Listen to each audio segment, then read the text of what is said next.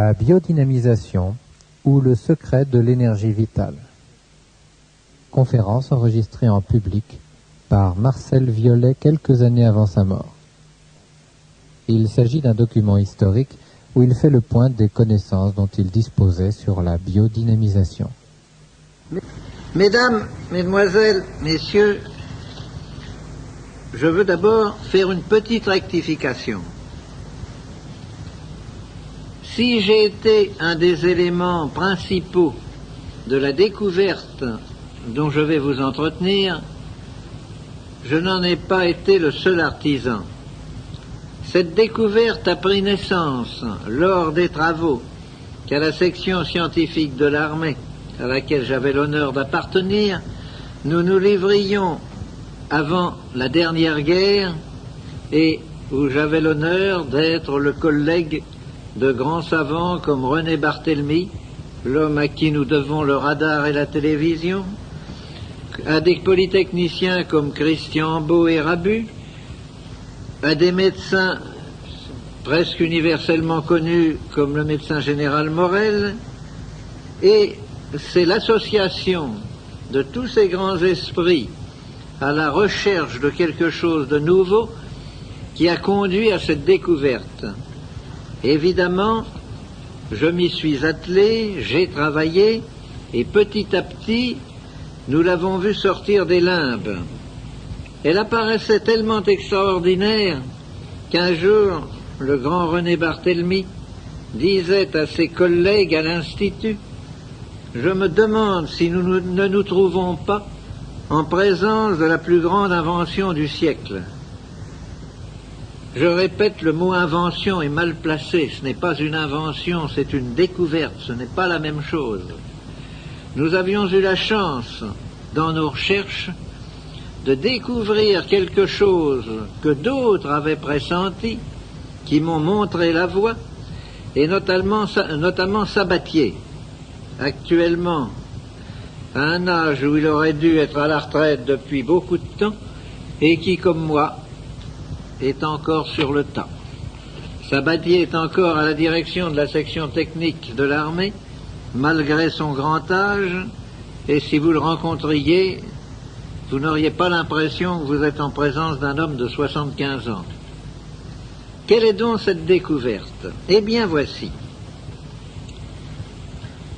Nous vivons actuellement à une époque où nous voyons apparaître toutes sortes de choses extrêmement inquiétantes que n'ont pas connues nos grands-parents.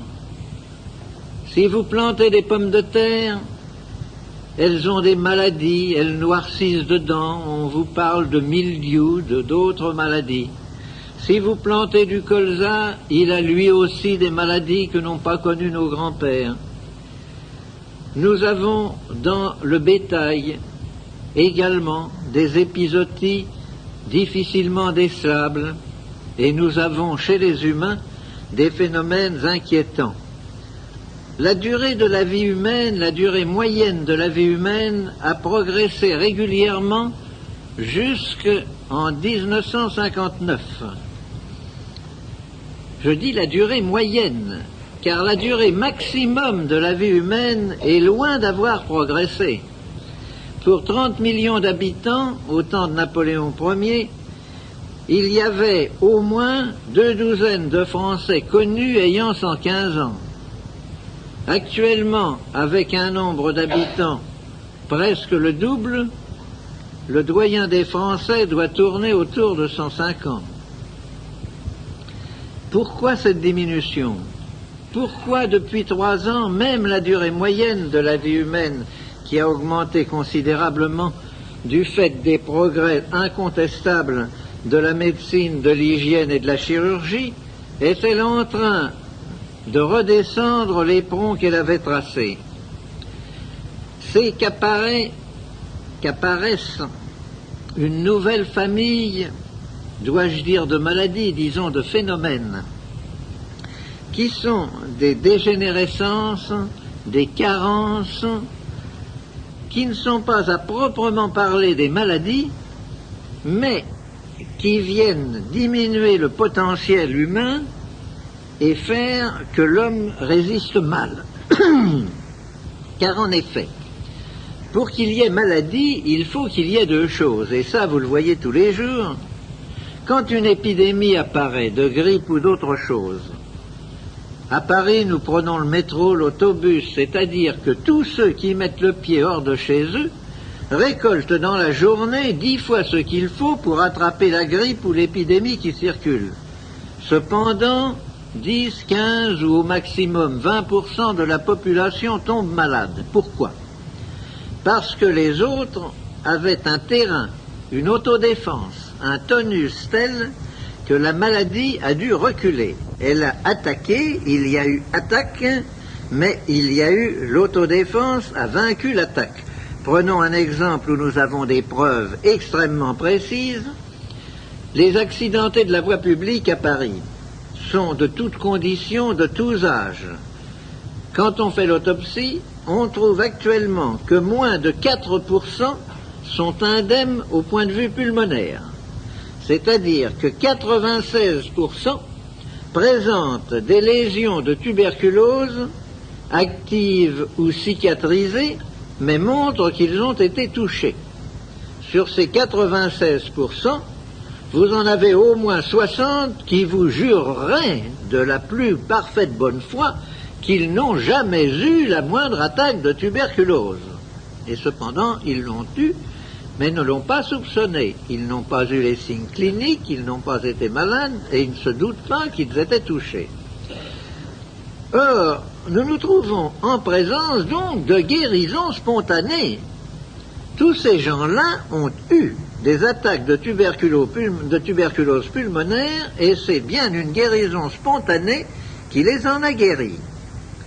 Ça ouvre tout de suite notre esprit sur certains horizons, et il faut savoir tirer les déductions qui s'imposent. Donc, pour qu'il y ait maladie au sens médical du mot, il faut deux choses, et la maladie est un produit de ces deux facteurs. Il faut une attaque définie, n'est-ce pas?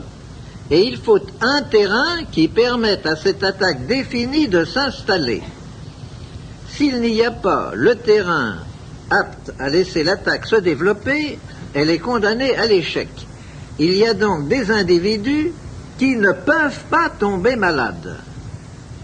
Et j'ai la prétention maintenant d'être un de ces individus. Mais je ne suis pas tout seul, c'est que j'ai tous mes cobayes d'expérience. Or, mes cobayes d'expérience, prenez une seringue, collez du BK extrêmement virulent dedans, prenez un cobaye en parfaite santé, un de mes cobayes d'expérience, avec le même virus, piquez-les tous les deux, l'un claque en 8 jours et l'autre continue à se porter comme un charme. Pourquoi? Parce que nous sommes arrivés à développer chez nos cobayes un sens de l'autodéfense tel qu'il dépasse absolument tout ce que l'on pouvait soupçonner. Quand nous avons constaté cela, bien entendu, on sacrifie les cobayes qui ne veulent pas tomber malades pour voir un petit peu ce qui s'est passé.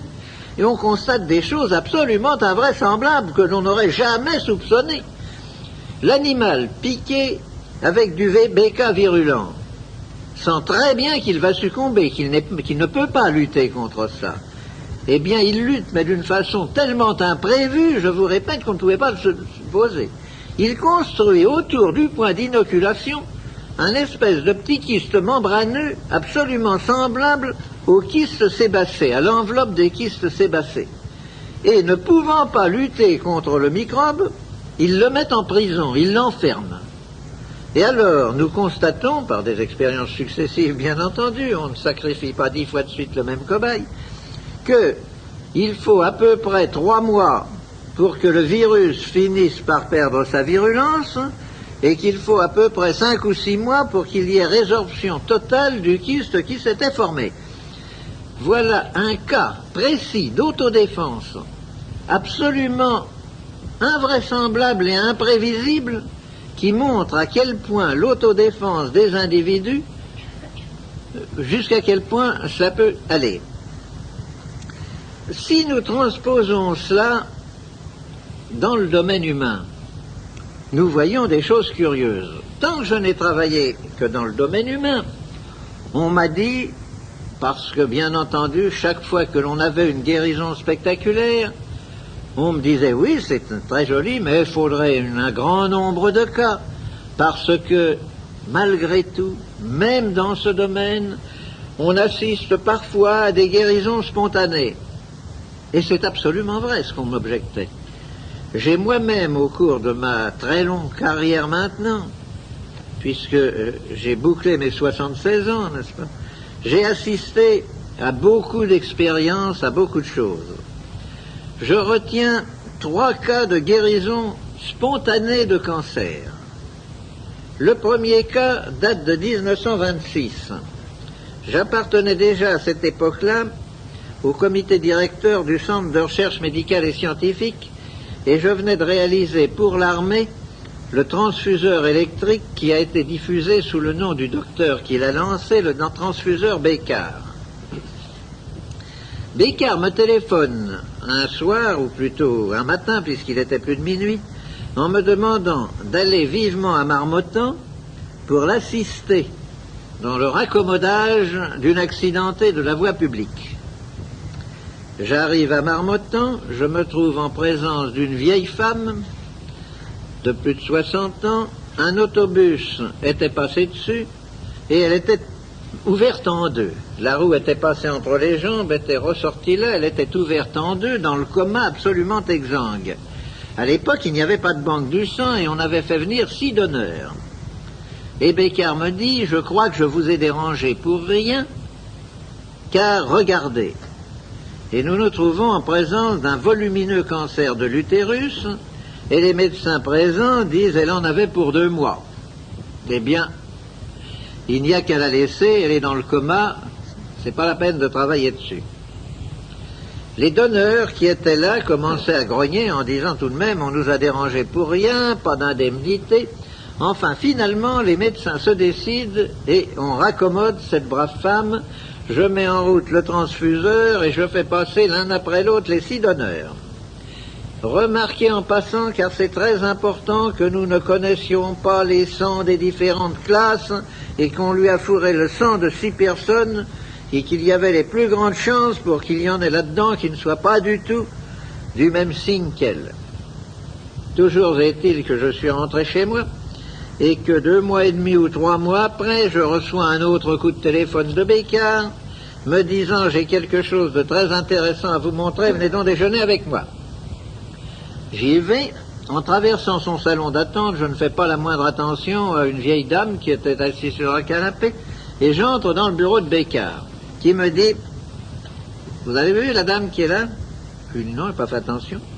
Il me dit « Vous la connaissez bien, voyons ». Oh, je dis « Non, ça certainement pas ». Il me dit « Mais si, c'est celle pour laquelle je vous ai fait venir à Marmottan il y a 2 mois et demi. » Oh.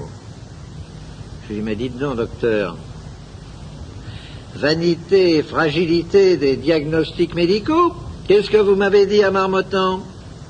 Elle me dit « Oui. » Mais écoutez, me dit-il, vous avez beau pas être médecin, Violet, vous avez tout de même des connaissances suffisantes, hein, et vous avez des yeux. Vous avez vu, comme nous tous, le cancer qu'avait cette femme-là. Ah, j'ai dit oui, j'ai vu, il était visible, il était gros comme la tête d'un enfant. Et alors, eh bien, il me dit, il n'y est plus. Mais elle a eu une opération, quelque chose, elle n'a absolument rien eu. C'est le premier cas de régression de cancer auquel j'ai assisté au cours de ma carrière. Quelques années après, oh oui, même pas mal d'années après, un de mes camarades de promotion est atteint d'un cancer du rein. Coup de téléphone, quand puis-je venir à Paris? Toi qui as des relations dans le monde médical, trouve-moi un bon chirurgien. Enfin, il vient à Paris. J'étais d'accord avec le chirurgien pour beaucoup de choses et j'ai assisté à l'opération. L'opération a consisté à ouvrir. Le chirurgien a eu un geste devant le spectacle qui s'est offert à ses yeux. Regardez, conciliabule, absolument inopérable. On a recousu. Mon camarade est resté une dizaine de jours à l'hôpital, à la clinique, et est rentré chez lui. Et 3 mois après, j'ai eu un coup de téléphone de lui, je ne bougeais pas, me disant de ces matins, je reçois la lettre bordée de noir. Un coup de téléphone de mon camarade me disant « Oh, excuse-moi de t'avoir laissé, je suis impardonnable, mais je veux aller à Paris d'abord pour remercier le chirurgien et te remercier toi-même vraiment devant un pareil succès. » Bon, rendez-vous est pris, je téléphone immédiatement au chirurgien qui me dit « Non, c'est pas vrai. » Je lui dis « Voilà ce qu'on vient de me téléphoner, je ne l'ai pas vu. » Ah, il me dit « Amenez-le-moi. » Je le lui ai amené, réédition du premier cas que je vous ai indiqué. Et j'en ai eu un 3e semblable. Je n'ai pas besoin de vous le donner en détail. Par conséquent, il y a donc des cas où l'autodéfense du sujet, sous l'influence d'une action extérieure, qui n'est pas définie, remarquez, si elle était définie, nous saurions guérir le cancer, d'une action extérieure mal définie, amène la régression et la disparition de tumeurs considérées comme inguérissables.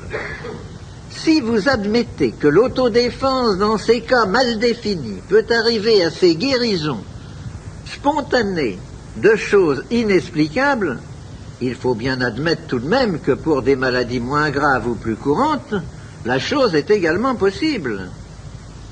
Or, tout ce que nous faisons, et que j'ai voulu vous mettre tout de suite dans le sujet, tout ce que nous faisons n'a d'autre but que d'agir sur l'autodéfense du sujet. Pas autre chose. Ce que nous avons découvert, ce qui était pressenti par Sabatier, c'est qu'il y a, au-delà des vibrations des 3 familles de vibrations connues et explorées, la première famille, les vibrations de la matière, dont la fréquence atteint 10 puissance 4. La deuxième famille, les courants électriques, dont la fréquence peut atteindre 10 puissance 12. Et la troisième famille, les champs magnétiques, dont la fréquence peut atteindre 10 puissance 24. Il y a une 4e famille de vibrations que nous avons baptisées les ondes biologiques. Et là, sans faire de science, en faisant du gros bon sens, je vais vous dire, mais nous avons des sens. Est-ce que nous les avons bien expliqués tous, mon sens? Vous savez tous que votre oreille détecte les sons, c'est-à-dire une petite plage de la première famille des vibrations de la matière. Vous savez tous que votre toucher détecte les courants électriques. Cependant, pas plus que dans la première famille, l'oreille ne détecte tous les sons, car elle ne détecte ni les infra ni les ultrasons, qui vont cependant beaucoup plus loin, puisque pratiquement la gamme de détection va de 16 à 10 000, n'est-ce pas, et non pas à 10 puissance 4. Pas plus dans la deuxième famille, les courants électriques, le toucher ne détecte toutes les fréquences. Au-delà de 100 000, nous ne détectons plus les fréquences. Les hautes fréquences traversent le corps sans provoquer ni sensation ni dégâts, et vous pouvez tirer des étincelles d'1 mètre de votre doigt si vous travaillez sur des courants dépassant 100 000 comme fréquence. Voilà déjà 2 classes identifiées grâce à 2 organes. Nous en avons un 3e qui est l'œil, qui détecte une toute petite plage de la 3e famille, une octave, n'est-ce pas, la gamme des couleurs. Avant et après, l'œil ne détecte pas. On en arrive obligatoirement à extrapoler, de dire, mais si ces 3 sens-là détectent chacun une classe de vibration, et le nez, qu'est-ce qu'il vient faire là-dedans? Eh bien, le nez, justement, c'est l'organe de détection de la 4e famille, au-delà de 10 puissance 24 et jusqu'à 10 puissance 40. Comment sommes-nous arrivés à ces chiffres, puisque je vous ai dit que nous ne pouvions pas les détecter? En effet, nos moyens d'investigation actuellement plafonnent avec beaucoup de mal à 10 puissance 24. Et René Barthélemy, dont je vous parlais tout à l'heure, a passé 6 des derniers mois de sa vie à essayer de trouver le détecteur de la 4e famille. Et il ne l'a pas trouvé, et il n'est pas encore trouvé. Nous en mesurons les effets, mais nous ne pouvons pas les détecter autrement que par les effets. Eh bien, nous pensons que ça va là parce que nous avons exploré avec suffisamment de soin tout depuis 0 jusqu'à 10 puissance 24, sans trouver ces radiations dont nous voyons les effets, mais que nous ne pouvons pas détecter. Et ensuite, parce qu'une loi mathématique, je vous ai donné les chiffres 10 puissance 4, 10 puissance 12, 10 puissance 24, ce sont les jalons d'une chaîne qui automatiquement va à 10 puissance 40 et 10 puissance 72. Il y a donc peut-être une 5e famille d'ailleurs, mais nous n'en sommes pas là, nous ne sommes qu'à la 4e. Et cette 4e famille, c'est incontestablement, ce sont les ondes vitales, ce sont les ondes qui sont à la base de la vie. Vous me direz, c'est très joli de proférer une semblable affirmation. Est-ce que vous pouvez le démontrer? Eh bien oui, justement, c'est que nous l'avons démontré en laboratoire. Et nous ne nous prenons pas du tout pour des illuminés ou pour des envoyés de Dieu en disant que nous avons créé de la vie dans de la matière inerte. Nous avons refait en laboratoire ce qui s'est passé sur le globe alors qu'il se refroidissait petit à petit et que la vie n'était pas apparue.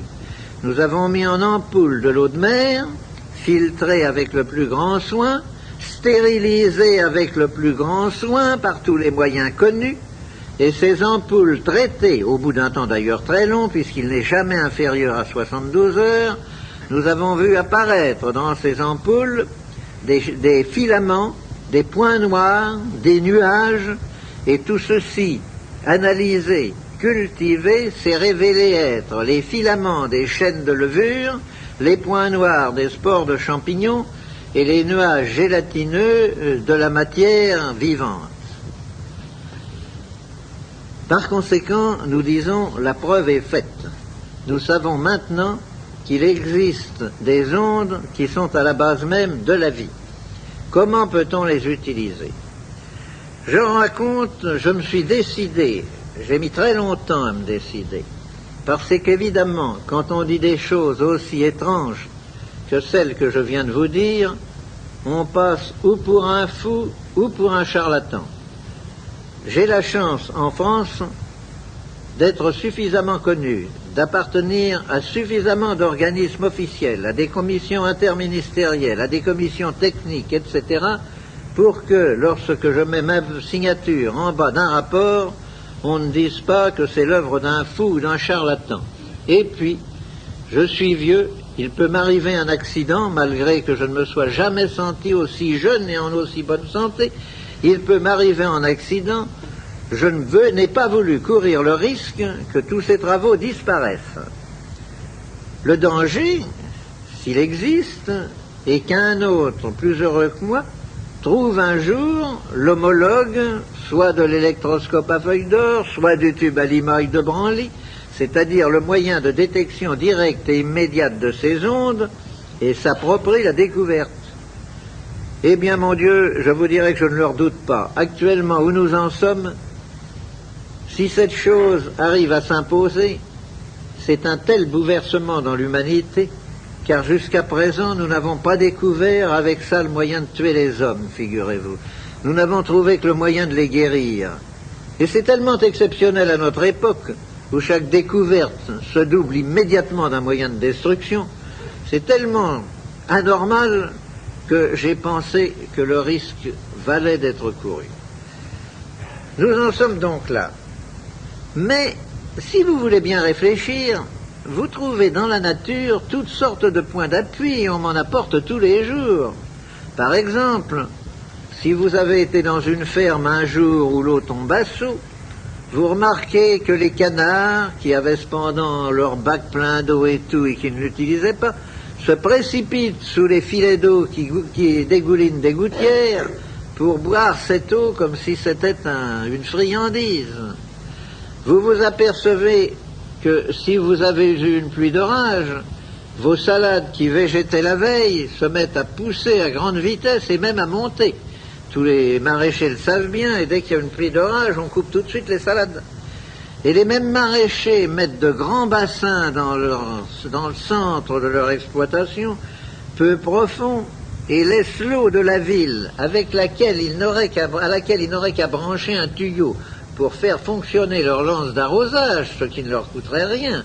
Ils laissent l'eau séjourner là-dedans 2 ou 3 jours, avant d'amener la motopompe à essence ou électrique pour la puiser et l'arroser. Pourquoi? Parce qu'ils savent que cette eau qui a subi une exposition a acquis par cette exposition des qualités qu'elle n'avait pas, des qualités vitales. J'ai fait l'expérience suivante, qui a d'ailleurs, je travaille un peu avec Jean Rostand, qui a d'ailleurs profondément troublé Jean Rostand. J'ai fabriqué environ 2 litres d'eau en faisant brûler de l'hydrogène au bout d'un tube d'hydrogène, en recueillant la vapeur dans un serpentin refroidi pour faire de l'eau synthétique. Dans cette eau synthétique que j'avais mis dans un cristallisoire, j'ai déposé un tétard. Le tétard a eu une brusque détente de ses 4 membres et s'est immobilisé mort. Oh. On m'a dit, c'est parce que votre eau n'est pas aérée. J'ai dit, je vais refaire la même expérience et nous verrons après. J'ai fait bouillir de l'eau pour qu'elle ne soit pas aérée, je l'ai fait refroidir et j'ai mis un tétard bien vivant dedans. Il ne s'est pas détendu d'un seul coup, il a mis 5 minutes à mourir asphyxié. Donc c'était pas la même chose. Alors j'ai aéré mon eau synthétique et j'ai remis un 3e tétard dedans.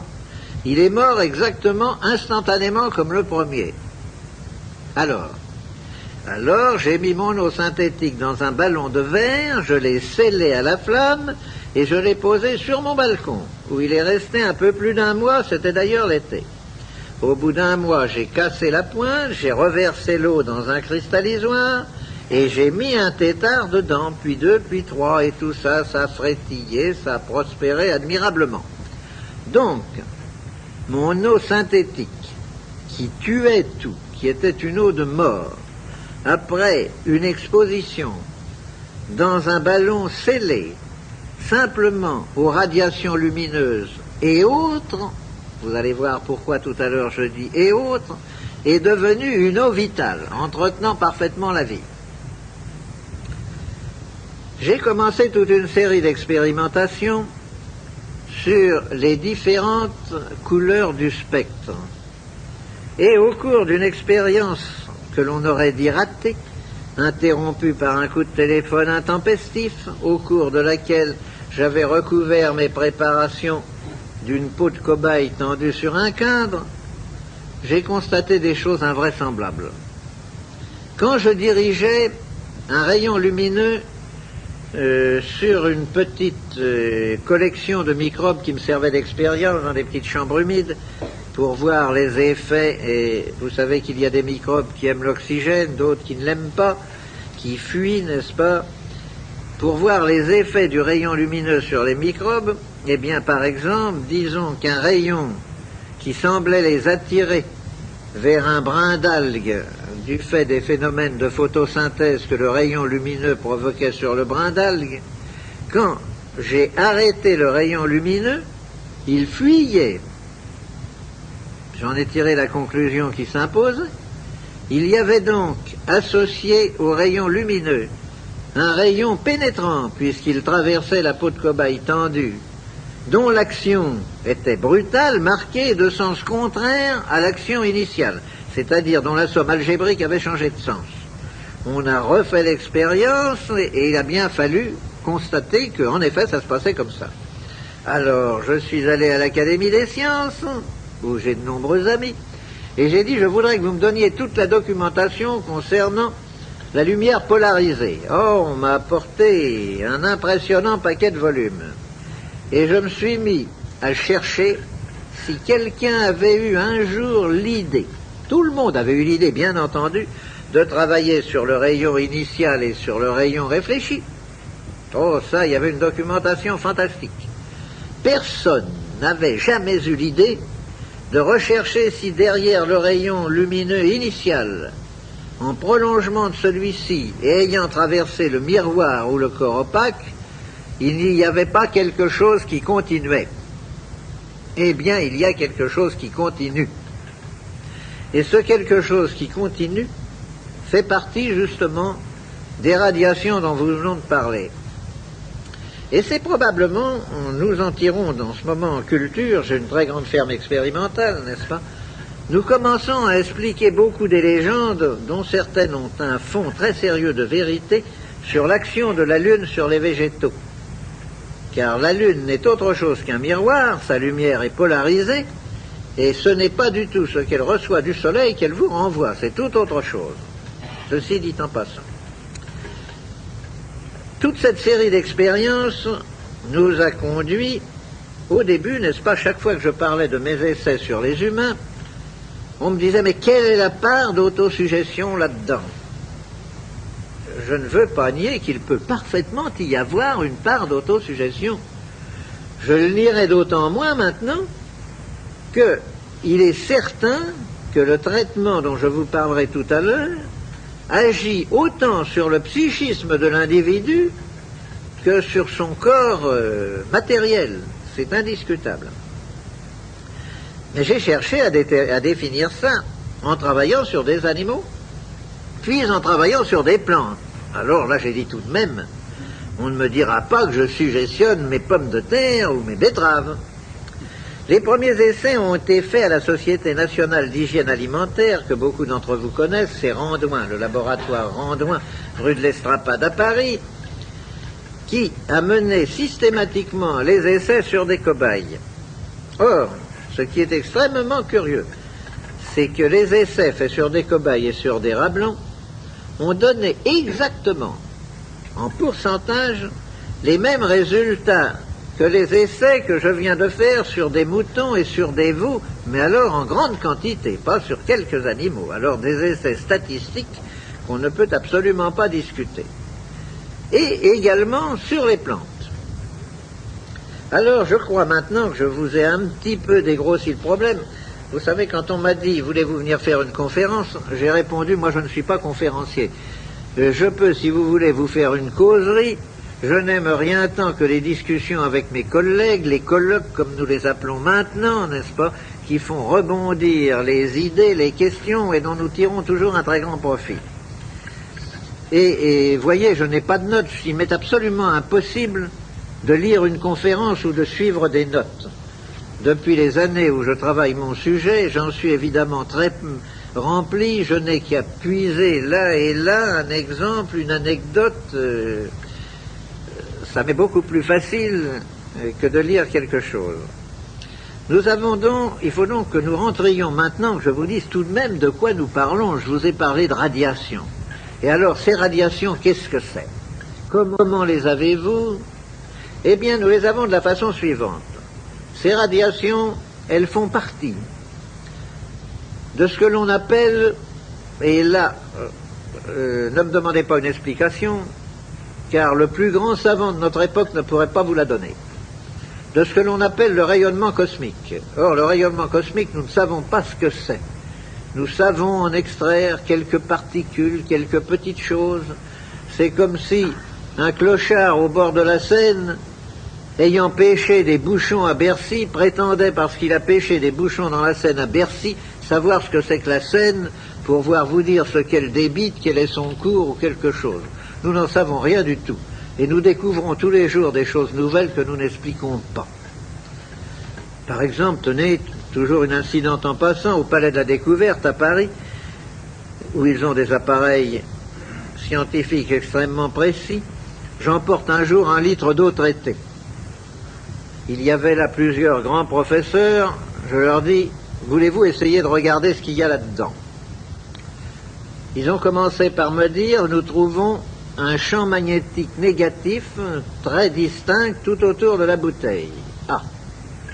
Ensuite, nous sommes allés à un appareil qui mesure les arrivées de corpuscules, de rayons cosmiques, et qui mesure 110 arrivées en 10 minutes avec une grande régularité de jour comme de nuit. J'ai dit, voulez-vous s'il vous plaît mettre un cristallisoire plat sur cet appareil et mettre de l'eau ordinaire dedans? On l'a fait, 110 arrivées en 10 minutes. Bien, nous remplaçons l'eau ordinaire par de l'eau traitée. 85 arrivées en 10 minutes. Explication? 0. Constatation, c'est tout. Nous ne pouvons absolument rien expliquer. C'est d'ailleurs excessivement fréquent que nous ne puissions rien expliquer dans ce domaine. Donc, nous sommes arrivés à capter et non pas à fabriquer, car nous pourrions parfaitement dessiner un appareil producteur de ces ondes, mais quand il faudrait le coter, nous pourrions le coter également, mais pas le fabriquer, parce que nous serions toujours à parler de millionièmes de mu, de milliardièmes de millimètres, de choses comme ça, et que ce n'est pas à l'échelle humaine. Donc, nous captons ces ondes dans le rayonnement, dans le flux cosmique, et nous les amplifions. Pour les capter, l'appareil initial qui a servi à la découverte est excessivement simple, mais d'une simplicité telle, il suffit simplement d'avoir une grande antenne, et à un bout de cette antenne, vous fabriquez un condensateur. Moi, mes condensateurs, je les fais en série avec des petits accumulateurs de motocyclettes qui me servent de bac. Et je mets 2 séries de plaques en laiton au lieu de la série de plaques en plomb. Et au lieu de mettre une électrolyte, je coule comme diélectrique de la cire d'abeille. Or, le phénomène que je vais vous décrire ne se produit rigoureusement qu'avec de la cire d'abeille et rien d'autre. Quand vous avez fait un condensateur ainsi constitué, si vous analysez à l'oscillographe cathodique la décharge, vous constatez ceci. Si vous en faites un semblable avec de la paraffine, avec de l'huile, avec tout ce que vous voudrez, vous le chargiez et que vous le déchargiez, vous avez un beau sinusoïde amorti, n'est-ce pas, de la décharge. Mais quand vous mettez de la cire d'abeille, au lieu d'avoir ce joli trait net de sinusoïde amorti, vous avez un trait énorme et flou. Ce trait énorme et flou, photographié au millionième de millimètre, se révèle être fait par des oscillations d'une invraisemblable fréquence qui chevauchent le trait initial et le transforment en ce trait énorme et flou. Et alors, vous en comptez, sur un seul élément de la sinusoïde, vous en comptez 200 ou 300. C'est-à-dire que la fréquence est absolument invraisemblable. Alors j'ai eu la surprise de découvrir, en travaillant à l'Académie des sciences, dans un bulletin récent, les travaux de 2 savants hindous qui venaient de découvrir en même temps que moi le phénomène et qui avaient fait un rapport à l'Académie des sciences sur ce qu'ils ont appelé, la traduction, les grâces harmoniques, les harmoniques en forme de gazon, provoquées par la présence de cire d'abeille sur les électrodes d'un appareil à décharge. Il est évident que ces ondes, ces fréquences, nous nous trouvons maintenant, nous y sommes dans notre famille d'ondes biologiques. Nous faisons donc, je vous ai dit ce qu'était le premier appareil. Une antenne, un condensateur à 2 bornes. À l'autre bout du condensateur, il y a un bout de fil. Ce bout de fil, on a cherché qu'est-ce qu'il pouvait bien y avoir dessus. Et là, les surprises, alors, ont dépassé toutes nos connaissances. Nous n'avons rigoureusement rien trouvé. Rien, avec les moyens d'investigation les plus parfaits à notre époque.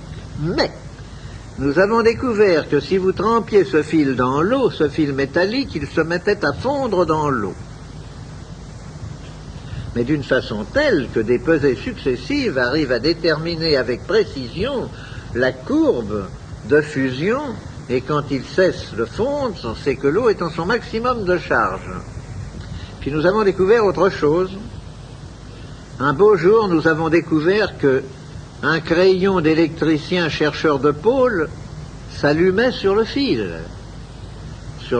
où il n'y avait aucune espèce de courant décelable. Je suis allé chercher, ça c'était dans les travaux avec Barthélemy. Barthélemy m'a dit, nous allons tout de suite avoir la fréquence. J'ai une collection de lampes étalonnées à toutes les fréquences. Et il me fait apporter une boîte d'environ 1 mètre carré dans laquelle il y avait une infinité de petites lampes étalonnées à toutes les fréquences, de lampes à néon. Nous en prenons une, et elle s'allume. Barthélemy me dit ça, alors tombé du premier coup juste sur une telle quantité, il y en avait peut-être 1000 là-dedans. Il me dit c'est invraisemblable. Mais je lui dis essayez-en une autre. On en essaie une autre totalement différente, elle s'allume. Elle s'allumait toutes. Tous ces détecteurs d'une fréquence définie s'allumaient toutes sur le fil de l'appareil. Et comme nous restions devant une dernière lampe allumée, là, à discuter, nous avons vu la lueur baisser et la lampe s'éteindre. Ah, qu'est-ce qui se passe? On avait beau la mettre, elle s'éteignait, elle ne s'allumait plus. Ben, elle est grillée, on en met une deuxième qui fait la même chose, une troisième, une quatrième. Barthélemy me dit, il va falloir qu'on a l'impression que ces lampes à vide, que vous avez introduit quelque chose dedans, il n'y a plus de vide, elles ne fonctionnent pas. Et il les range dans son tiroir, et comme nous avions beaucoup travaillé ce jour-là, il me dit, samedi prochain, nous reprendrons la question. Je reviens le samedi suivant, il me dit, j'ai beaucoup réfléchi, incontestablement, vous avez introduit quelque chose dans la lampe. Nous allons en faire un certain nombre, on va les casser sous la cuve à mercure et voir qu'est-ce qu'on recueille et tout. Je lui dis, oui, en effet, c'est très curieux. Et je reprends une des lampes brûlées du samedi précédent. Je la mets sur le fil et elle s'allume. Alors je lui dis, alors, qu'est-ce que vous en pensez? Ce que nous avions mis dedans est reparti. Il faut bien le croire. Parce que toutes celles que nous avons mis s'allumaient et s'éteignaient toujours au bout du même temps. Eh bien, ce phénomène, nous avons bien travaillé dessus, mais nous n'avons jamais pu trouver une explication. Et actuellement, nous n'en avons pas plus que lors de nos premiers essais.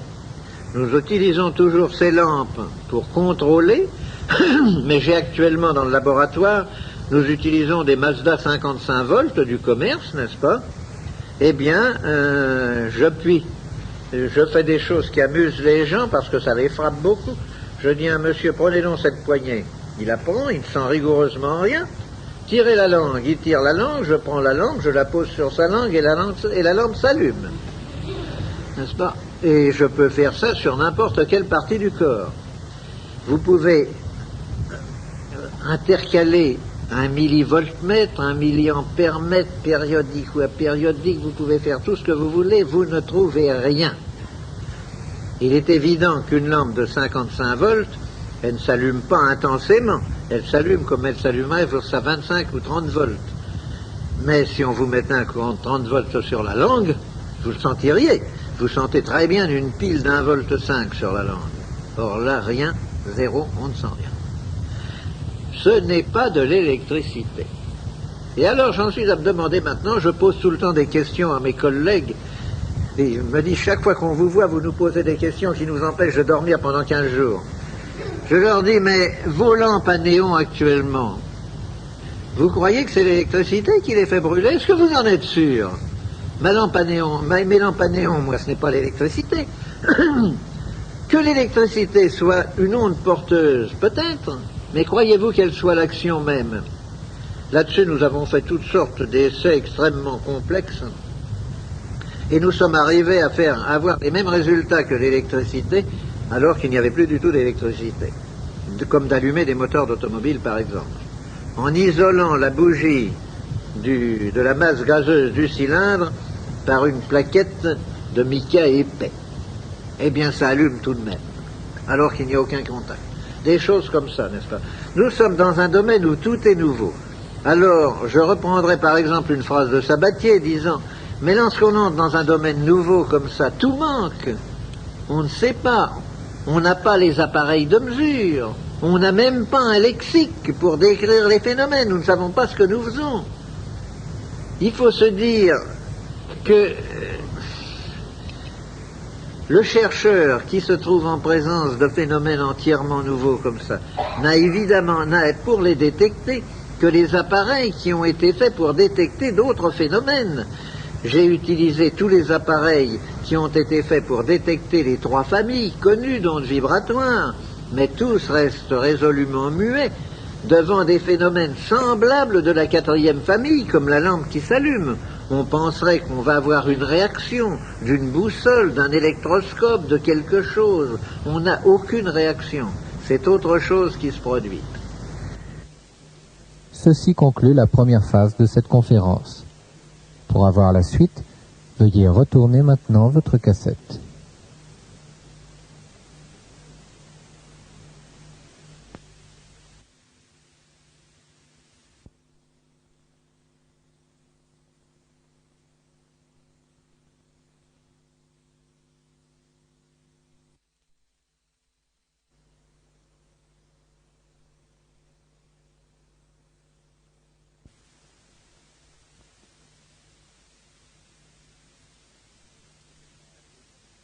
La biodynamisation ou le secret de l'énergie vitale, face B.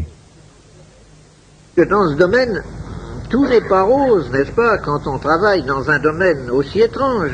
Je me souviens d'un samedi, puisque c'est surtout le samedi que je travaillais avec René Barthélemy, où René Barthélemy, après toute une matinée où nous avions accumulé des résultats qui n'étaient pas ceux que nous cherchions, me dit, écoutez Violet, arrêtons, aujourd'hui j'en ai assez, j'ai la tête comme ça.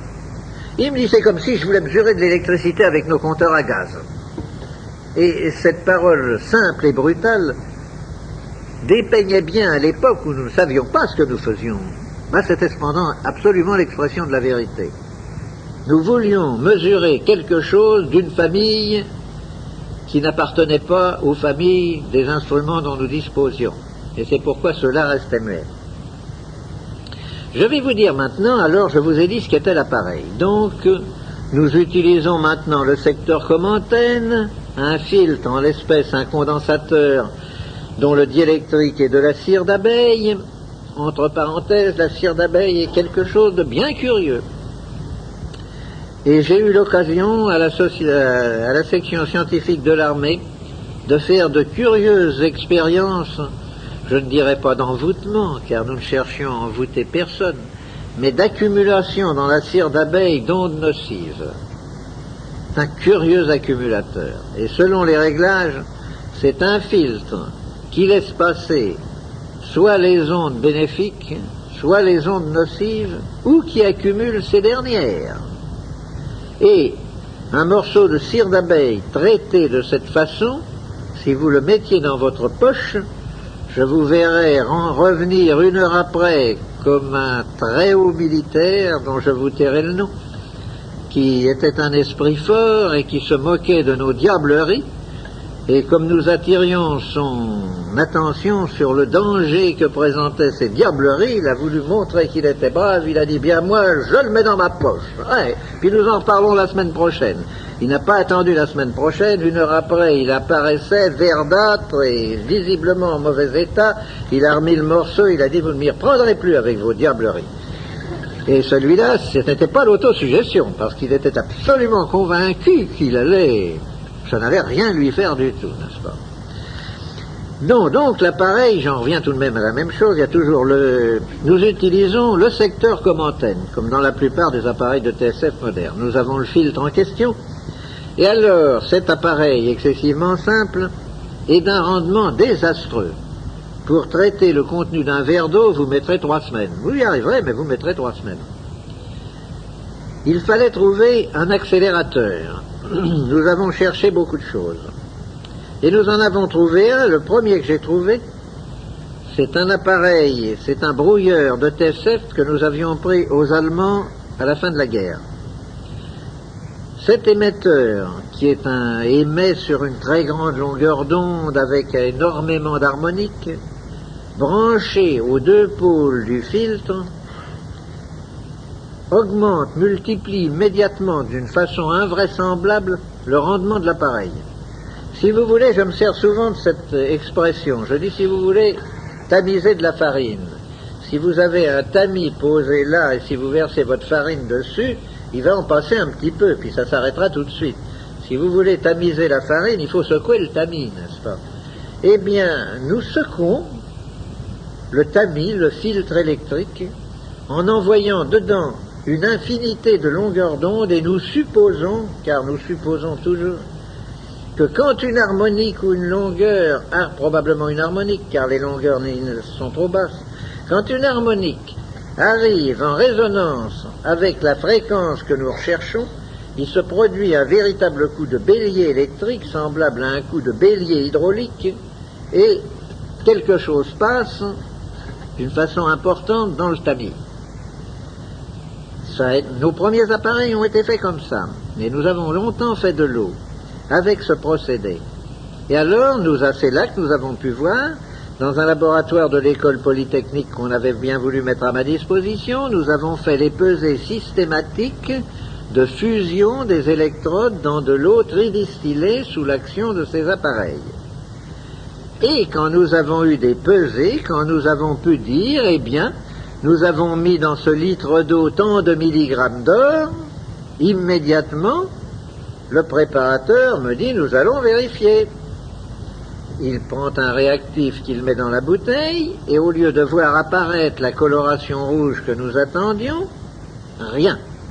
Ah! L'or n'était plus sur l'électrode, et le réactif se refusait à le détecter dans la bouteille.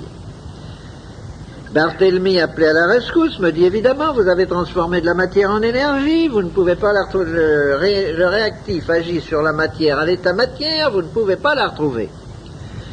La bouteille est mise là avec une étiquette et un beau jour, environ 3 mois après, en arrivant au laboratoire, nous voyons la bouteille toute rouge. L'or était revenu à son état d'or. Et nous avons pu constater en même temps que l'eau avait perdu toutes ses propriétés. Elle n'agissait plus, elle n'avait plus aucune action sur les êtres vivants, sur les graines, sur tout ça. Elle a donc été pendant 3 mois dans un état où elle agissait, et alors elle n'agissait plus. Maintenant, nous savons pourquoi, n'est-ce pas, toutes ces questions ont été élucidées. Nous savons quelle est la durée de l'eau.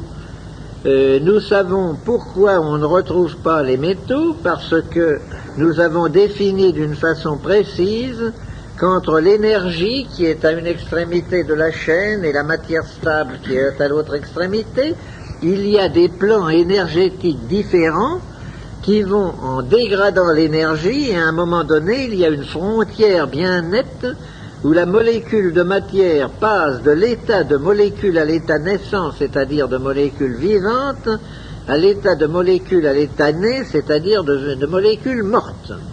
Et nous avons pu situer très exactement cette frontière. C'est déjà quelque chose. Par exemple, nous avons pu situer, et là, maintenant qu'on le dit, mais tout le monde dit, mais c'est absolument évident, quand vous chauffez de l'eau à 63 degrés, vous la tuez. 63 degrés, c'est la température de pasteurisation. C'est la température où l'on supprime toute vie. C'est la frontière entre la vie et la mort, entre l'énergie et la matière à l'état stable.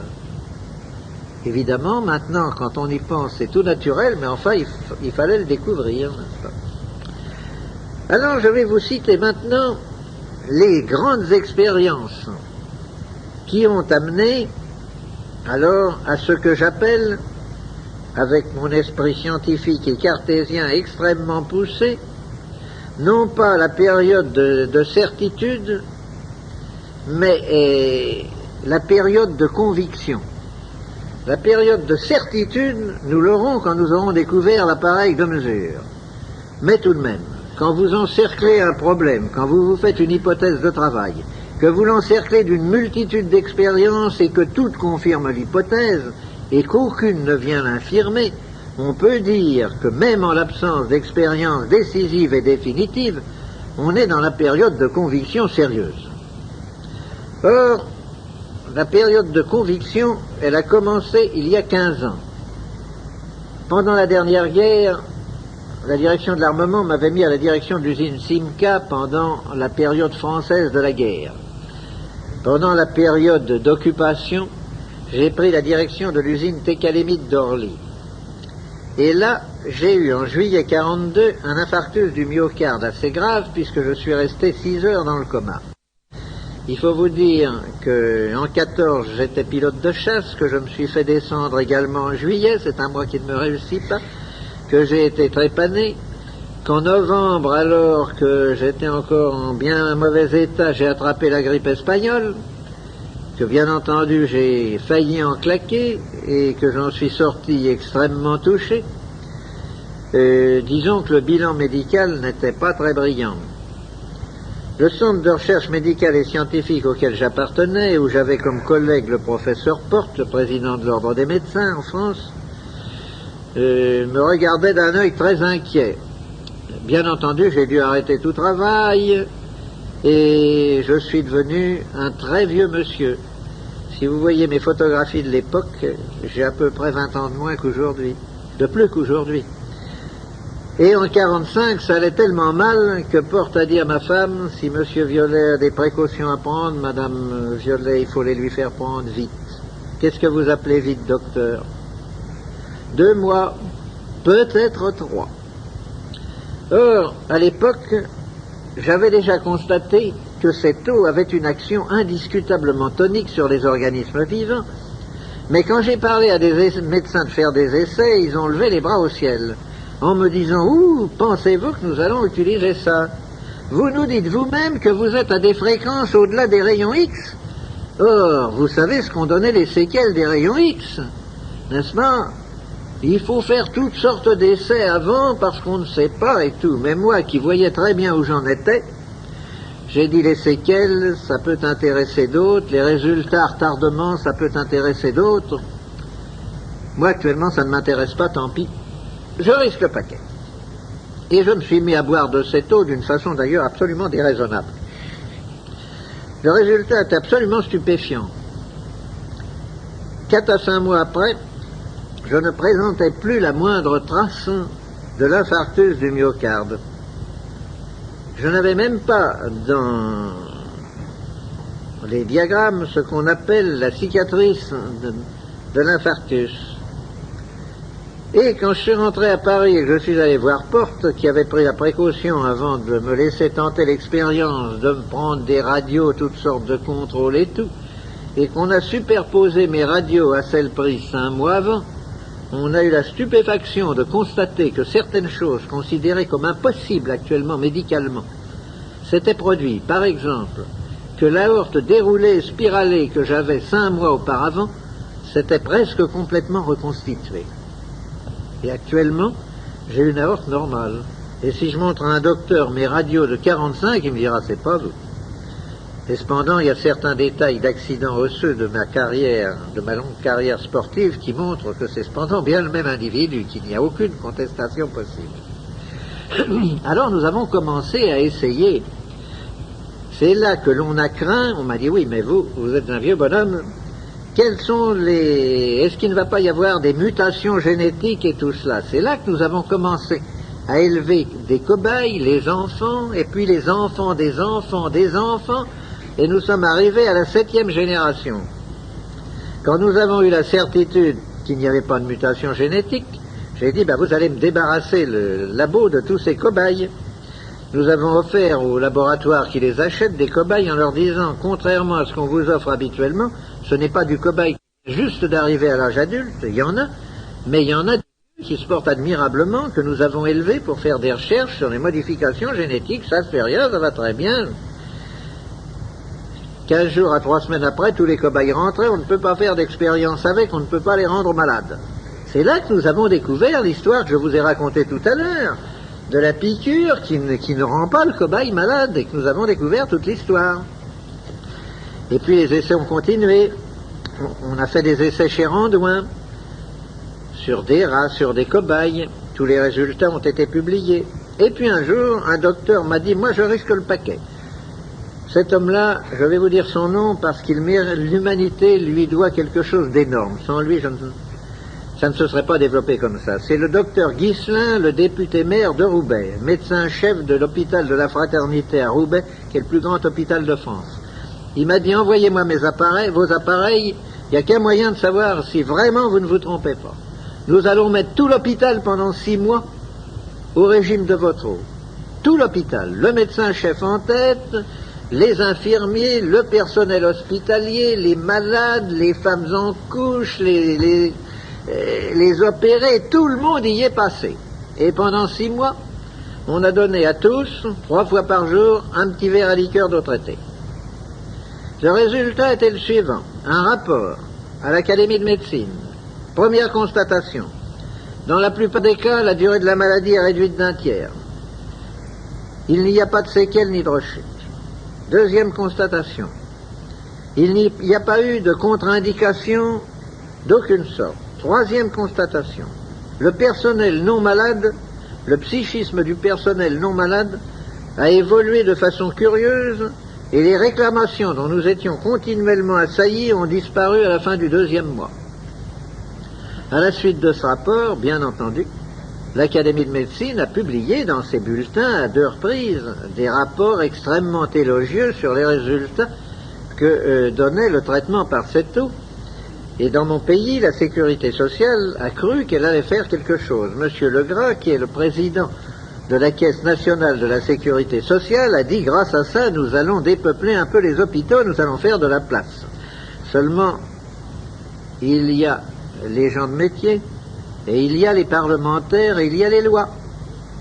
L'Académie de médecine a commis l'erreur, qui nous sert à nous, de mettre à la fin de son rapport que cette eau n'avait aucune contre-indication, aucun effet spécifique, qu'elle agissait uniquement en éveillant dans l'organisme un processus d'autodéfense qui n'existait pas auparavant, et que par conséquent, elle ne saurait être considérée comme un médicament. Alors là-dessus, étant donné les lois qui nous régissent, on m'a dit, mais monsieur, la sécurité sociale ne peut pas rembourser votre eau. Ce n'est pas un médicament. Alors, la Caisse nationale de la sécurité sociale demande à corps et à cri que l'eau soit diffusée. Les sécurités qui ne sont pas d'État, comme les chemins de fer par exemple, se sont empressés de rembourser l'eau et de la préconiser, en disant grâce à cela nous faisons des économies considérables. Les grands organismes se sont empressés de faire la même chose, mais la sécurité sociale reste impavide et ne veut rien savoir. Obtenez un visa. Tant que vous n'aurez pas de visa, vous ne serez pas remboursé. Je ne peux pas obtenir de visa. Pour avoir un visa, il faut que je donne la composition chimique. Or, si vous faites analyser de l'eau en période d'utilisation, c'est-à-dire ayant moins de 3 à 4 mois, vous ne trouverez rigoureusement rien. On vous dira c'est de l'eau pure, il n'y a rien là-dedans. Il faut attendre qu'elle ait passé sa période d'activité pour que vous puissiez alors, avec des analyses chimiques, détecter les oligo-éléments qui sont contenus dedans, mais dont l'action est très secondaire, car c'est son état vibratoire, sa charge de radiation vitale qui lui donne son action réelle. Les oligo-éléments ne sont qu'un complément, une orientation de l'eau. Si vous voulez, 75% d'effet général et 25% d'effet orienté. Cet effet orienté étant d'ailleurs parfaitement mesurable dans certaines maladies bien définies. Et alors nous avons fait, dont je vais entrer maintenant dans mes fameux essais sur les légumes, sur les pommes de terre, sur les animaux et tout, parce que là on ne peut pas me dire qu'il s'agit d'autosuggestion. Le précédent ministre de l'Agriculture a fait mettre à ma disposition une ferme de 450 hectares, située à Allainville-au-Bois, entre Ablire en Bouillet et Étampes. Ferme de grande culture appartenant au maire du pays, M. Laurent. Par exemple, il a 740 brebis, pour vous donner une idée du volume des essais que nous faisons. Nous avons fait les essais suivants. Parlons d'abord des essais sur les légumes. Nous avons fait, par exemple, des essais sur des champs d'orge, de blé, de toutes sortes de choses, toujours de la même façon. Dans un champ bien homogène, ayant par exemple 35 ou 40 hectares, on le divise en 3 bandes, il a été labouré, fumé, préparé de la même façon, et on ensemence ces 3 bandes avec les mêmes semences dont l'une a subi un trempage d'une nuit dans de l'eau préalablement traitée par moi. C'est tout. Et on attend pour voir ce qui va se passer. On voit que la partie traitée lève beaucoup plus vite que les autres parties. S'il y a un orage, on voit que la partie traitée ne verse pas alors que les autres parties versent.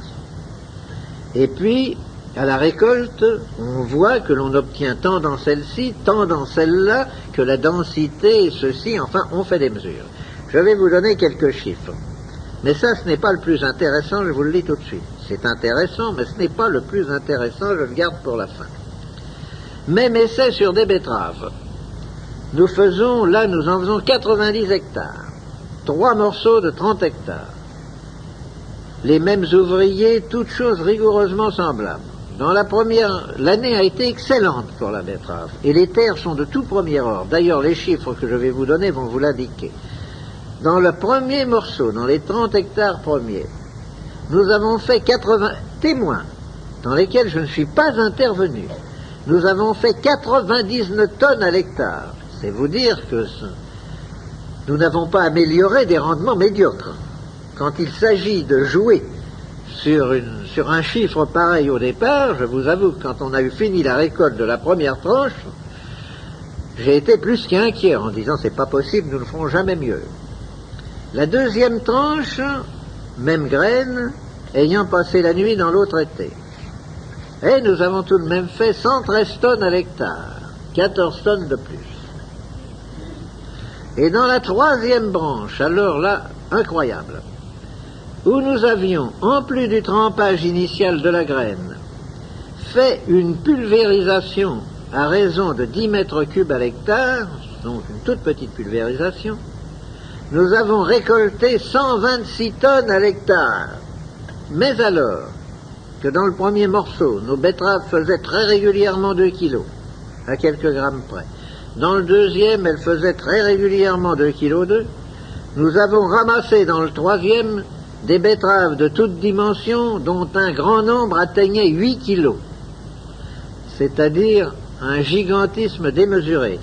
Ceux d'entre vous qui liront ce livre verront dedans une photographie de carottes, faite sur la carotte de nos marchés, des carottes de Croissy.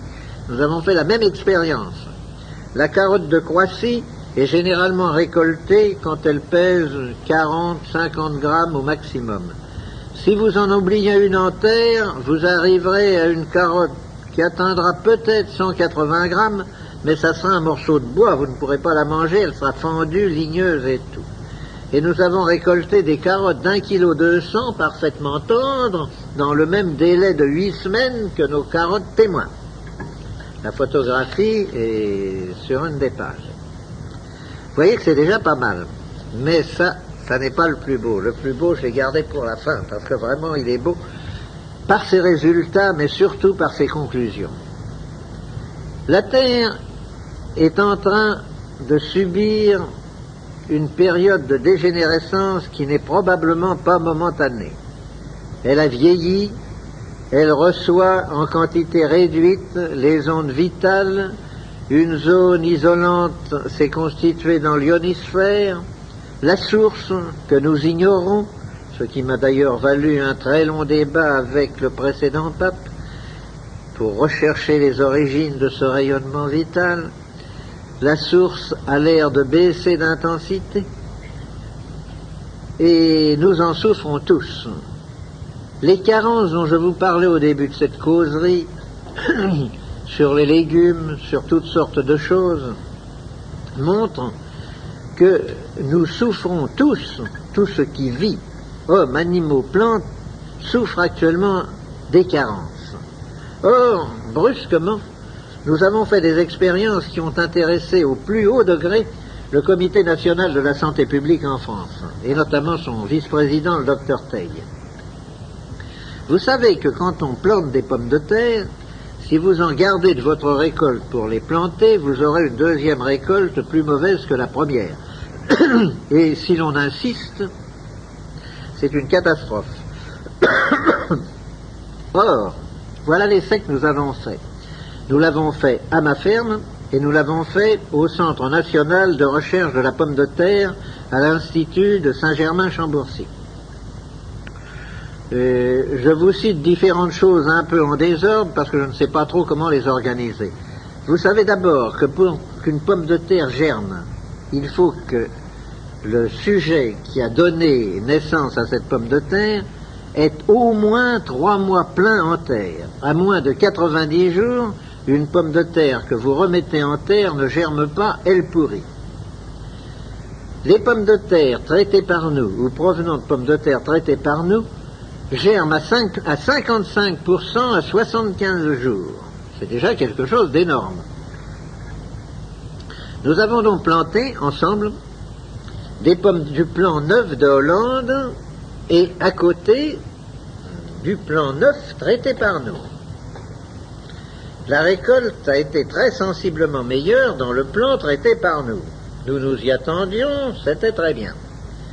Mais nous avons dit, nous allons les replanter pour voir un petit peu ce qui va se passer. Oh, ben vous allez avoir bien moins bien. Nous les avons replantés, après avoir retraité la récolte, bien entendu. Nous avons eu 6% en tonnage de plus que du plan neuf à nouveau. C'était déjà bien.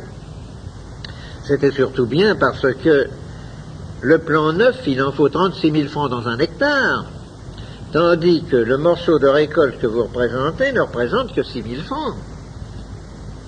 C'est donc déjà très intéressant.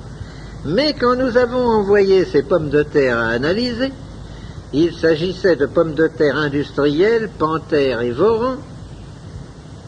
La féculerie a été immédiatement alertée en nous disant « Qu'est-ce que c'est que ça ?» Eh bien, vous le voyez bien, ce sont des Panthères et des Vorans. D'où viennent-elles? Pourquoi? Il y a 23% de fécule au lieu des 17 que nous sommes habitués à trouver dans ces pommes de terre. Ah, tiens. Nous avons encore conservé du plan dans cette récolte. Nous l'avons retraité, nous l'avons replanté. 27% de fécule. Là-dessus, je reçois la visite d'une délégation des féculiers de France en me disant, ben c'est bien simple, vous allez nous mettre tous en faillite. Parce que le marché de la fécule est très limité.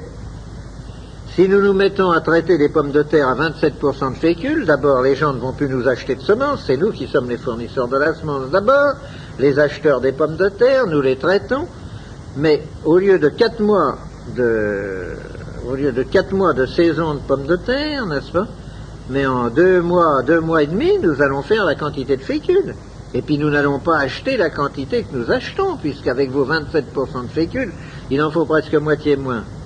Ça ne va pas, nous allons sauter. Si vous répandez votre procédé, nous allons sauter. J'ai dit, vous n'allez pas sauter parce que vous faites le raisonnement que tout le monde a fait chaque fois qu'il y a eu l'apparition d'un progrès. Qu'on fait les tisserands de Lyon quand le métier mécanique est apparu. Or, il y a actuellement 3 ou 4 fois plus de tisserands que quand il y avait le métier à main, n'est-ce pas? Chaque fois qu'une nouveauté apparaît, évidemment, elle bouleverse les états de choses. Il faut évoluer, il faut se reconvertir. Vous vendez la fécule très chère, ce qui limite ses emplois à très peu d'industrie, car l'alimentation n'en consomme qu'environ 3%. 97% vont à l'industrie. Par conséquent, la fécule est limitée par son prix. Si vous produisez de la fécule à moitié prix, eh bien, vous allez voir s'élargir le marché. En ce moment, je fais mon métier d'ingénieur conseil en vous disant ce qu'il faut faire quand on se trouve en présence d'un problème comme celui qui m'est soumis. Les choses en sont là, et on est en train, bon gré mal gré, de travailler la question, parce qu'évidemment, pour eux, c'est une question de vie ou de mort. Mais l'intéressant, c'est que nous nous sommes rendus maîtres des carences, nous avons empêché la dégénérescence, les essais faits à Chambourcy-Saint-Germain, les terres autour de Paris sont toutes contaminées. On ne peut pas y faire de pommes de terre qui n'ait pas le mildiou. Vous mettez de la semence neuve en provenance de Hollande, il y a du mildiou. Il n'y en a pas beaucoup, mais il y a du mildiou. Dans le même terrain, vous mettez des pommes de terre de 2e ou de 3e récolte traitées par nous, il n'y a pas de mildiou. C'est la preuve que l'on peut se rendre maître des carences et que lorsqu'on se rend maître des carences, la maladie, même endémique, même chronique, même présente, ne peut rien. Et c'est ce qui intéresse tellement, évidemment, le comité central de la santé publique chez nous. C'est cette expérience qui, de toutes, à mon avis, est la plus intéressante. Contrôle sur des animaux. Je vous ai dit tout à l'heure qu'il y avait 740 brebis. Au moment de l'anglage, évidemment, il naît une tripotée de petits agneaux tous les jours.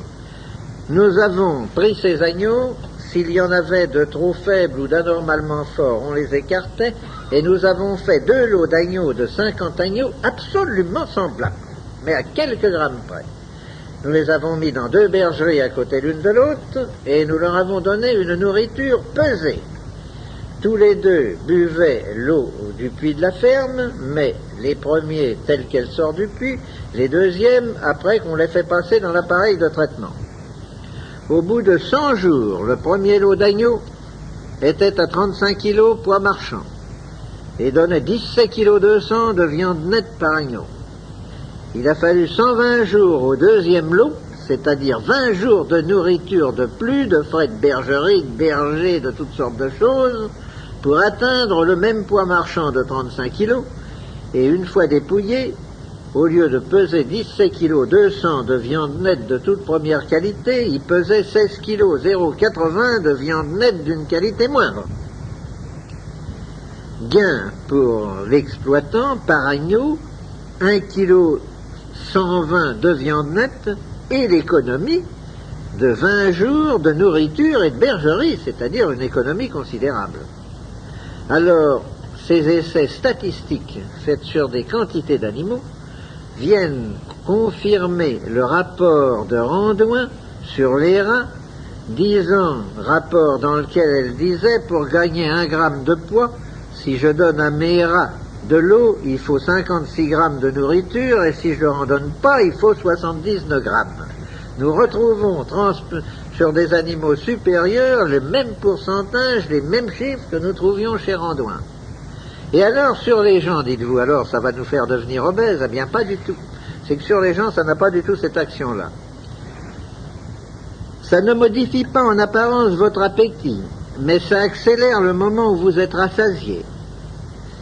Et j'ai toujours été un assez bon vivant et un gros mangeur. Eh bien, je mange incontestablement beaucoup moins que je ne mangeais quand je ne prenais pas d'eau. Un très grand docteur de Paris m'a dit un jour, je vais faire un essai. J'ai une occasion unique. J'ai un couple, la femme pèse 108 kilos, le mari, lui, il est à 47. Alors évidemment, je vais essayer quelque chose. Je vous les envoie, donnez-leur de votre eau, que nous voyions ce que ça fait. D'abord, il a fallu dépenser énormément de salive pour leur faire comprendre qu'ils devaient boire l'eau tous les deux de la même bouteille. Le mari me disait comme un leitmotiv, mais si ça fait maigrir ma femme, moi ça va être une catastrophe pour moi. J'avais beau lui dire, mais non, c'est un régulateur glandulaire, elle est trop grosse, il y a des glandes qui ne marchent pas, vous êtes trop maigre pour la même raison, mais ce sont d'autres glandes, on va remettre votre hypophyse en route et vous allez voir, enfin il ne comprenait pas, mais il l'a fait tout de même. Mais le résultat a été ce que Gautier attendait. La femme s'est mise à maigrir et le mari a engraissé. Par conséquent, vous n'avez pas à redouter de devenir gros ou maigre en buvant de cette eau. J'en bois depuis 15 ans, je pèse 63 kilos. Je peux faire n'importe quoi, je pèse 63 kilos. Mes fonctions officielles en France m'amènent à assister beaucoup plus souvent qu'à mon tour à des réceptions, à des banquets, à toutes sortes de choses, et à faire beaucoup d'écarts de régime. Ça n'a absolument aucune espèce d'importance. J'ai ma femme, je vous dirais que ça fait 42 ans que je suis marié, n'est-ce pas? Je ne vous dis pas son âge, mais vous le déduirez facilement. J'ai ma femme ses amis sont extrêmement étonnés qu'elle puisse manger des petits gâteaux, de la crème, être très gourmande et tout, et rester non pas maigre, car elle n'est pas maigre du tout. Elle mesure 1,67 m et elle pèse 58 kilos, mais elle peut faire également tout ce qu'elle veut. Elle peut aller passer 2 mois en Normandie et abuser des sols à la crème, des maquereaux à la crème et de toutes les bonnes choses qu'il y a dans ce coin-là. Elle ne bouge pas d'un gramme. On dirait que c'est un régulateur, n'est-ce pas? L'eau agit, je redis les paroles de l'Académie de médecine, n'est-ce pas, comme quelque chose qui augmente l'autodéfense, le tonus de l'individu, qui éveille dans l'organisme un processus d'autodéfense qui n'existait pas auparavant et qui augmente l'action des médicaments. Par exemple, il y a des phénomènes curieux. Si vous prenez la dose du soir simplement dans de l'eau sucrée avec un peu de fleur d'oranger, ce que faisaient beaucoup de nos grands-mères, eh bien, vous obtenez un excellent sommeil. J'ai récupéré un sommeil d'enfant. Je m'endors et je peux passer une nuit blanche. Je ne serai pas fatigué, je ne sais plus ce que c'est que la fatigue, ni physique ni cérébrale. Je peux conduire, je dirige un certain nombre de grosses affaires et il m'arrive couramment de prendre ma 403 à 6 heures du matin à Paris pour m'en aller à Vence, où je dirige la compagnie d'eau minérale, où j'arrive à 6 heures du soir à Vence, ayant fait 980 km et n'étant pas fatigué du tout. Je peux parfaitement passer une nuit au volant, je ne suis pas fatigué. Si je me couche à l'heure habituelle, à 10 heures, je serai endormi et je me réveillerai à 7 heures moins 5 avec une régularité splendide. Alors que j'avais perdu le sommeil, évidemment, ce qui était normal, j'étais fatigué quand le soir arrivait, la dernière bouchée, je tombais sur le lit, je me réveillais à minuit et demi, je me retournais pendant 3 heures avant de me rendormir, et à 7 heures du matin, quand le réveil sonnait, je commençais par discuter avec moi-même, savoir s'il n'y avait pas moyen de gagner encore un bon moment à rester couché. Maintenant, à 7 heures moins 5, je suis réveillé, frais et dispo, avec envie de me lever, et pas du tout envie de rester couché. Si je cesse de prendre de l'eau pendant plus de 15 jours ou 3 semaines, je commence à retrouver mon âge. Alors, comme nous sommes fâchés depuis 15 ans, j'ai pas envie de le revoir, je reprends vivement de l'eau. Si quelqu'un se portant bien boit de l'eau, qu'est-ce qu'il ressent? Au début, rien. Ensuite, la seule chose qu'il ressentira, c'est une diminution de la fatigue, soit physique, soit cérébrale, et une certaine sensation d'euphorie, de mieux-être. La parole du médecin général Morel dans une communication à l'Académie de médecine, où il citait un certain nombre de cas, il disait « Et puis tous les malades que j'ai soignés avec l'aide de ce traitement sont devenus des gens souriants. » Eh bien, c'est absolument vrai. Passons à la dernière phase des effets sur l'homme, le rajeunissement. Pas plus que vous ne vous apercevez que vous vieillissez d'un mois à l'autre, vous ne vous apercevrez que vous avez cessé de vieillir.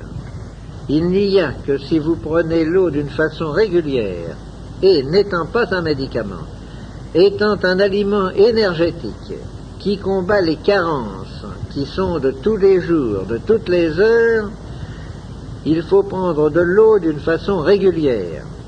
Quand il y a maladie, il faut en prendre 1 gramme par kilo d'individu et par jour. Quand il n'y a pas maladie ou quand la maladie est passée, il faut en prendre le tiers de cela, ça suffit largement.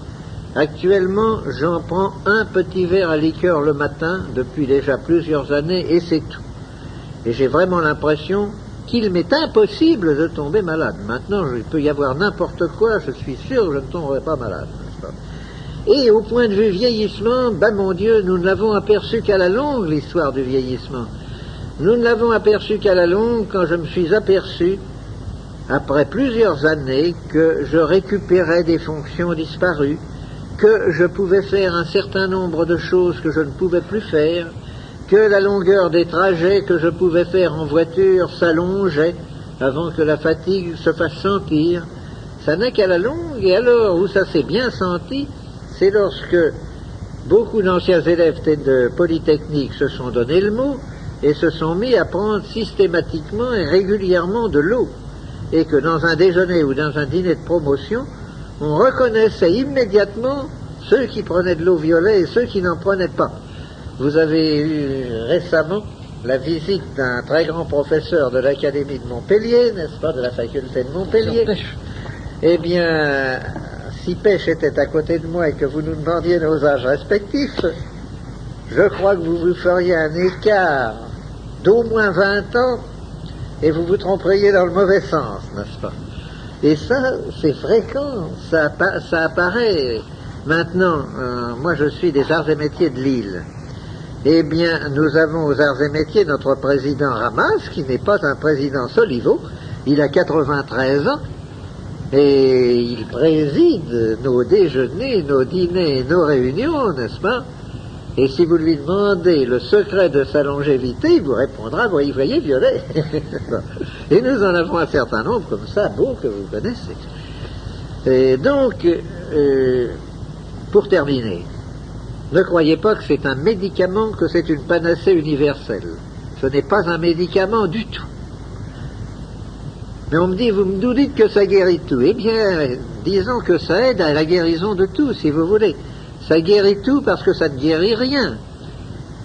J'en reviens toujours à la définition de l'Académie de médecine, car elle est tellement exacte qu'on ne peut rien y rajouter, rien y enlever.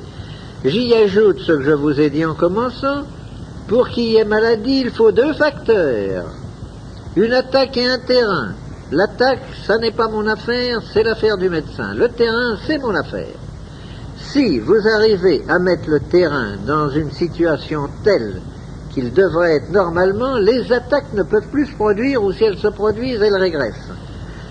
Je suis comme vous, il m'arrive quand je prends le métro d'attraper la grippe. Seulement chez moi, une grippe dure 6 heures. Ça ne va pas plus loin. Ce jour-là, j'ajoute à mon petit verre du matin, eh bien, j'ajoute un 2e verre à midi et un 3e le soir, et 1 ou 2 comprimés de produits antigrippines, et puis c'est fini, le lendemain, je n'ai plus la grippe. J'ai été attaqué, mais j'ai surmonté l'attaque. J'ai, de ma longue carrière sportive, j'ai le squelette démoli d'un peu partout, n'est-ce pas? Et j'étais sujet à des crises de sciatique effroyables. Mais alors, j'ai vu me rouler sur le lit à se demander si je n'allais pas me jeter par la fenêtre, malgré des piqûres. On a tout essayé, les piqûres intrarachidiennes, tout ce qu'on peut essayer. Ça durait 4 ou 5 jours, c'était effroyable. Maintenant, dès que ça commence, dès que je sens la crise venir, nous fabriquons d'autres produits clos qui ont exactement le même effet, car ce ne sont que des supports de radiation. Il n'y a aucun médicament dedans, ce sont des produits naturels, il n'y a que des supports de radiation. Je me fais vivement une friction avec une lotion, et c'est fini.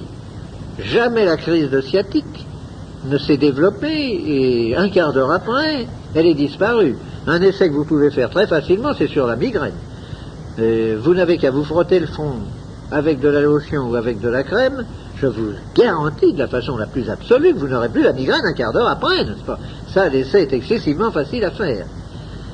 Et vous voyez ce que l'on peut tirer de cette technique. Je ne voudrais pas que certains d'entre vous croient qu'après cela, je vous répète, qu'ils peuvent dire à leur médecin, on t'a assez vu. Non, non, non, non, non. Avant que vous soyez arrivés au point où j'en suis arrivé, moi j'ai 15 ans de traitement derrière moi, n'est-ce pas? Eh bien, je crois qu'il faut plusieurs années avant que l'on acquiert le degré d'immunité où je suis arrivé actuellement. Il faut des années. Vous ne l'acquierrez pas en 3 mois. Voilà dans les grandes lignes. Oh, je ne suis bien loin de vous avoir tout dit. Je vous dis, il faudrait parler des heures, et encore on n'aurait pas tout dit. Mais enfin, j'ai essayé dans cette causerie très à bâton rompu, vous avez pu vous en apercevoir, de vous donner une vague idée de ce que nous faisions, et de vous dire, si quelque chose ne va pas, mon Dieu, vous ne courez aucun risque, ça ne coûte pas cher, et vous verrez bien ce que vous en retirerez.